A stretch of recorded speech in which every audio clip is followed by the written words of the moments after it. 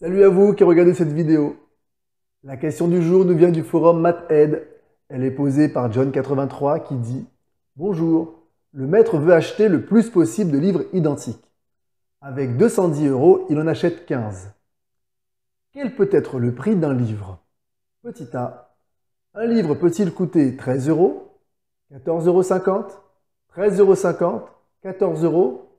Justifié. Petit b. Exprimer à l'aide d'un encadrement toutes les solutions. Petit c. Sachant que le prix d'un livre est exprimé en euros et en centimes d'euros, indiquer le nombre de solutions possibles du problème. Alors, cette question ressemble plus à un défi aux élèves de 3e seconde qu'à un vrai souci, mais comme personne n'y a répondu depuis 2019, j'interviens. Vous ne me connaissez pas, je suis Monsieur Bertrand, professeur de mathématiques et d'informatique au cours privé Sciences Pro. Dans cette série de vidéos, je parcours les forums à la recherche de questions restées sans réponse, parfois même depuis longtemps. Et évidemment, j'y réponds en vidéo. Si vous aussi, cet exercice vous intéresse, je peux vous proposer tout de suite quelques pistes. Tout d'abord, diviser, c'est séparer en parts égales. Ça semble évident, mais c'est le cœur du problème. Ensuite, 1 €, c'est tout simplement 100 centimes d'euros. Ça ressemble un peu aux pistes du type Captain Obvious, mais bon. Et enfin, soit les réels petit a, petit b et petit c. Si petit a est inférieur à petit b, alors a plus c est inférieur à b plus c. Si c est positif, alors a fois c est inférieur à b fois c. Si c est strictement négatif, alors b fois c est inférieur ou égal à a fois c. Maintenant, avec ces informations, si vous voulez faire l'exercice, je vous laisse mettre la vidéo sur pause. Et pour les autres, on se retrouve tout de suite pour la correction. Alors, la correction.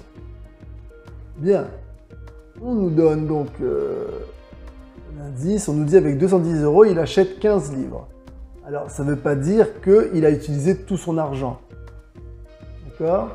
Ça veut dire qu'il a pu en acheter 15. Peut-être qu'il avait assez d'argent pour en avoir plus. D'accord? Mais il pouvait en acheter moins, ça c'est sûr.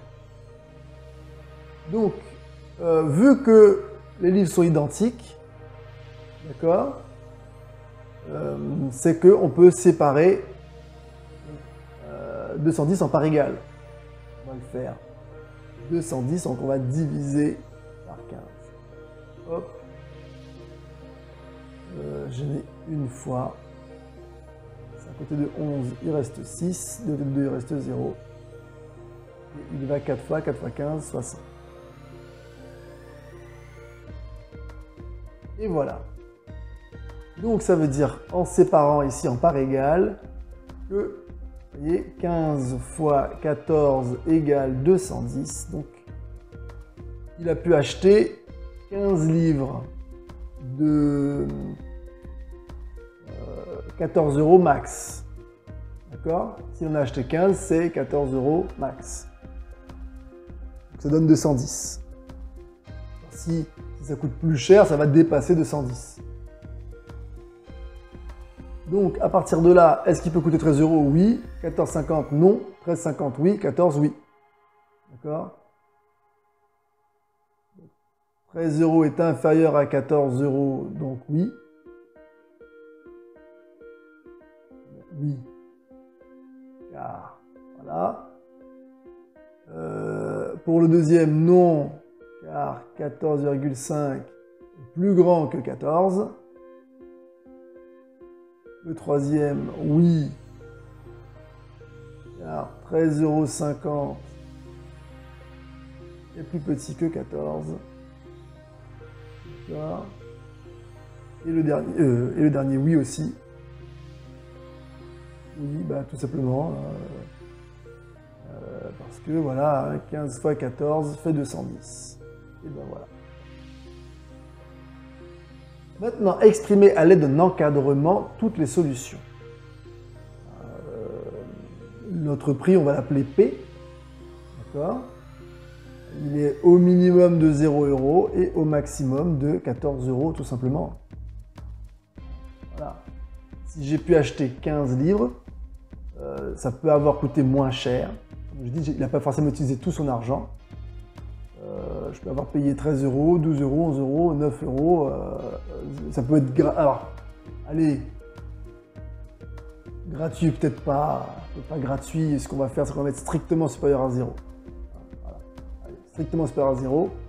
Et inférieur ou égal à 14. Mais ça pourrait être gratuit, pourquoi pas. Comme on nous parle de prix, alors je vais dire que c'est strictement supérieur à 0. Et voilà notre encadrement.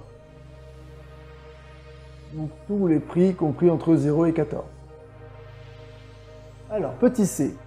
Sachant que le prix d'un livre est exprimé en euros et centimes d'euros, indiquez le nombre de solutions possibles du problème. Alors là, ici, c'est pas difficile. On l'a dit, le prix varie de 0 à 14 euros.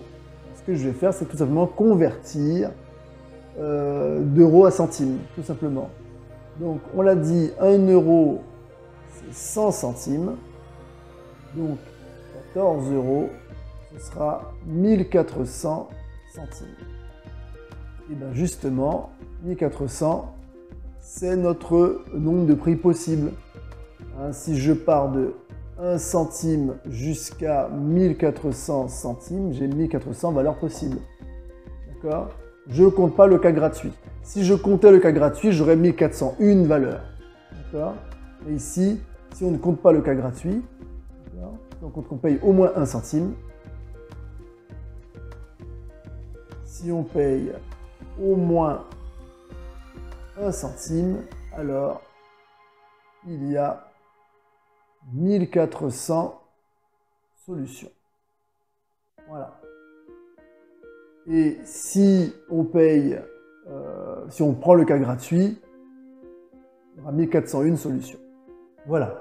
Il ne me reste plus qu'à vous dire merci d'avoir regardé la vidéo jusqu'au bout. Et s'il vous plaît, pensez à vous abonner, activez la cloche afin d'avoir toutes les notifications. Et surtout, partagez la vidéo. D'ailleurs, si elle vous a plu, vous pouvez nous mettre un like ou alors nous laisser un commentaire afin de nous poser une question. À bientôt. Bye bye.